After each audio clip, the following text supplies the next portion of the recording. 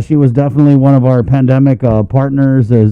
Man, we experienced a lot of highs and lows with our next guest, and like I said, it's been a minute since we've had her on the show. And when we talk about looking back at the last year under the pandemic, this is definitely one of the familiar faces that takes us back. I mean, really takes us back. So we're going to go ahead and bring on with Dr. Janna Manglona.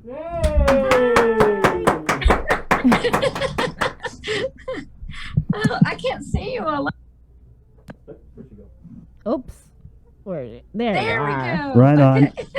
There you go. Hey. Good morning. Hey. Hi.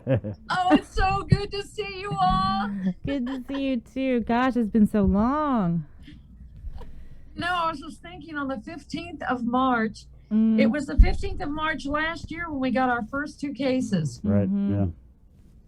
So here we are a year later. Yep. It's amazing. What a ride. How is everybody? We're still here. Yep, dog. Baseline. I'm just like alive. I woke up happy to be here. So that's it. I just set my bar real low. Like, okay, I'm here. I'm breathing. Right on. We're good. How about you? you? Are you looking forward to a vaccination? Yeah, definitely. How have you been, Doc? Been okay. I haven't really gotten my thumb out of the public health pie, though. Right. It was impossible. So I'm still working with them and VA2. So I'm in both. I'm straddling both ponds, but I love it. It's great. And watching this new vaccine era roll out is really good too. Question on that though, have you all seen the news about the J&J vaccine and the Catholic Church, and have you seen that? Yeah, we had the Archbishop on. So last week they had come out and said don't take the vaccine because there's aborted baby fetus cells in there. And then over the weekend, I don't know what happened when we brought the Archbishop on. He basically had done a 180 and said, hey, you know that thing I told you guys about the J&J vaccine? Yeah, cancel that. It's not morally depraved to take it. And they had said if you have a choice, don't take it. But now he was like, oh, yeah, just take it. Don't worry. Well, I don't know if how much he went into how it's made. The way I look at it, first of all, there's no fetal tissue in it whatsoever. And the fetal tissue that was used was from 1985.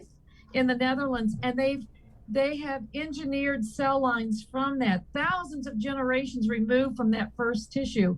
And incidentally, how do you think the shingles vaccination, the hepatitis A and the rubella and rabies vaccines are made? Same way. This is old, tried and true. It's not new. It just came to the forefront because of all this vaccine chatter. And they came out about 9 hours ago with clarification from the Catholic Church, and they said, if you got a choice, don't use it. Use one of the other ones. But if you're looking for a vaccine that has no relationship whatsoever to a fetal line, then you can't take any of them, because all 3 have their hands dirty, as it were. And I don't consider it dirty, but if we're looking at moral compromise, all 3 have used fetal cell lines in some part of the production of the vaccine. Right. So there are 3 phases, and J&J used all 3 phases. But the way I look at it, you may not like the car factory or the owner of the car factory, and it spits out cars. The car itself is not tainted. It just happens to have originated there. And the way they do it, they take a vaccine, they grow an inactivated vaccine in the cell line, which is thousands of generations removed. They just grow it, and then they take it out, filter it, and doctor it up and use it for the vaccine. So it's like a car from a car factory, and you don't like the car factory for some reason. So it doesn't have any fetal tissue. It has nothing of the fetal line in it whatsoever. It was just sped out at the car factory. Yeah, and I think that's kind of why the church kind of backed off on it, because it was. You're right. So. I mean, and so it's really a non-issue at this point. Yeah. And the other 2 vaccines use fetal lines too when they were checking they were trying to confirm whether it was effective or not. And so there are three phases, and that phase was used by Pfizer and Moderna. So you can't really. They said that overall the church has a right to do the morally good thing for the community and for overall good. And so I think that's why they walked it back. But it's really stayed in the headlines, and it was more favorable in their most recent edict. So I'm glad it's out there. But and the experts all agree the very best vaccine is the one that's going in your arm. Right. They're all good. Don't be picky. Doc, so, looking back over the last year, I mean, we brought you on because, like we said, you were just down in the trenches, and now obviously it's a different position we're sitting in. But we kind of wanted to ask you to look back and just give us your kind of retrospective on the highs, the lows of this pandemic that we've all weathered together. Wow.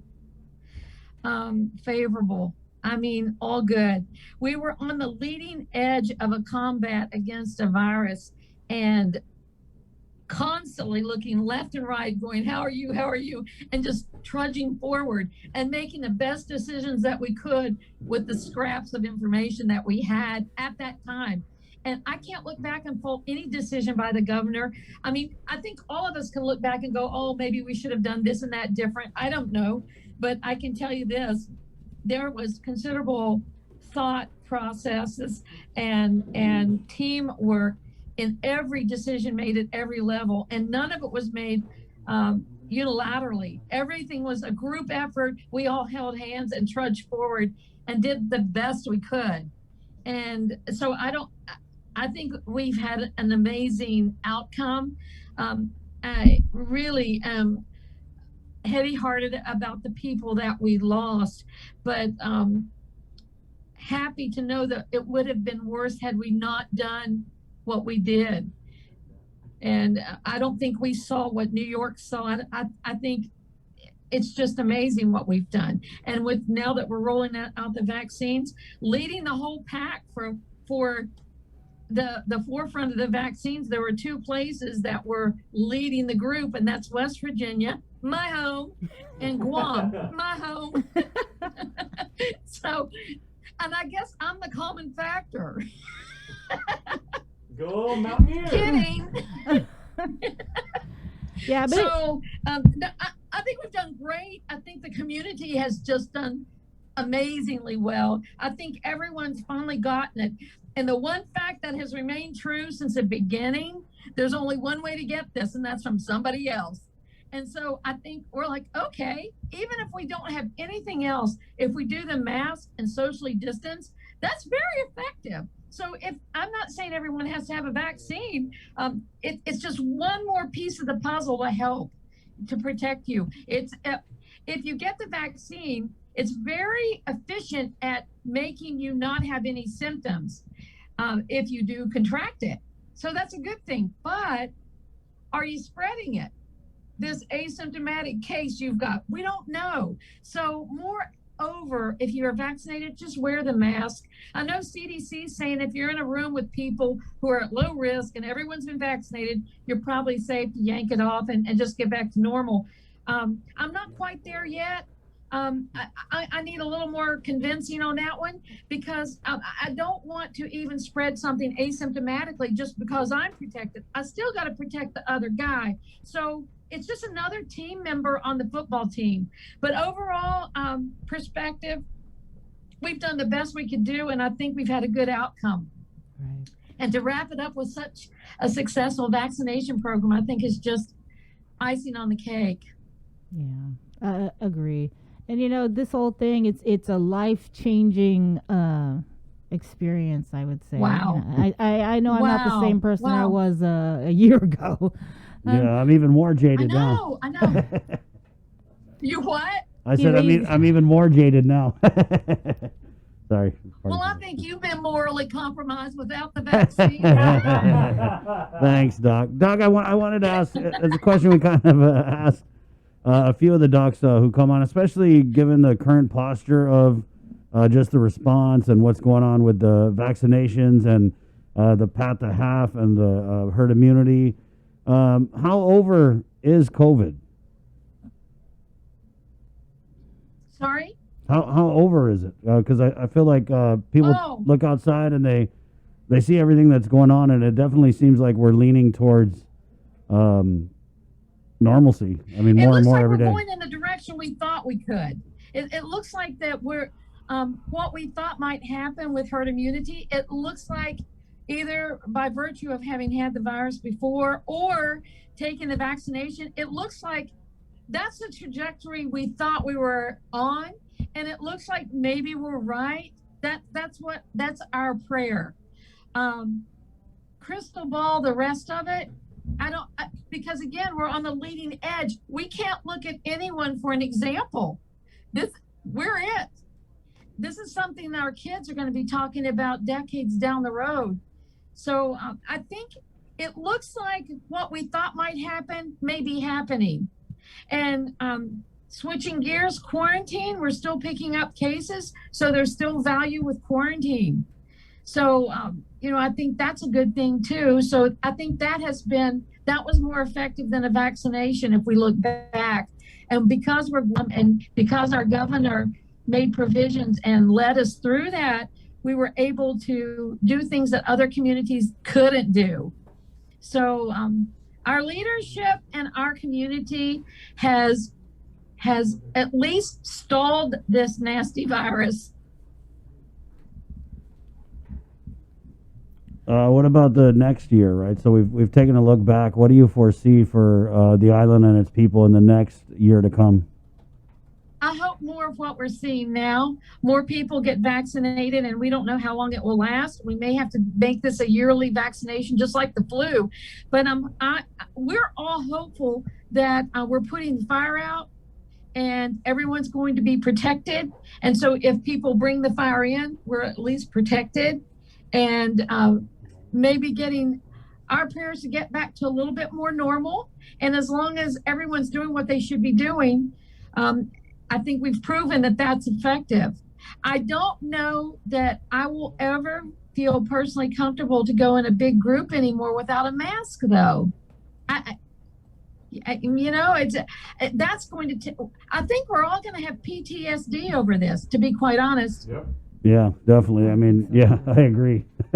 I mean, I watch old TV shows where they're not wearing masks. I mean, when I say old, Oh no! I mean from like the other year, right? Like 2018. Right. And I'm like, whoa, what Right. is going on here? Guys, get Dr. Manglona on know. the phone. They're not wearing masks.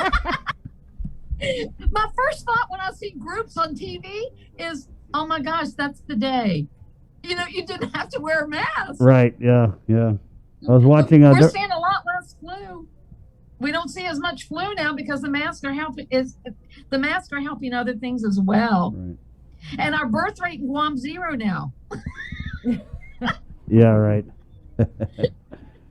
Well, Doc, it's been great catching up with you. How are things over at so I know you're over at the VA. Anything on that you want to Great. give us? Because we've always been hearing grumblings from veterans just about not really having that, I guess, that go-between between the VA and the vets. So it kind of seems like you're there for that. How's it going?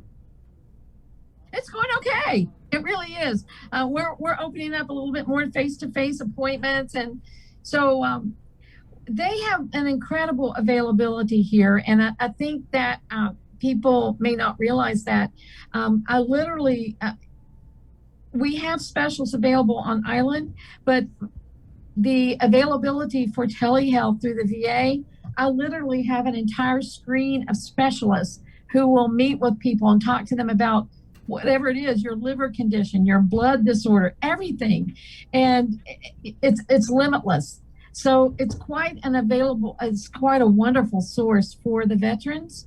So I don't know, take what we have in the community and multiply it by 10. And so they've got a lot of expert advice that they can harness for their cases. So, and it doesn't take long to get an appointment either. So that's good too. So, going okay.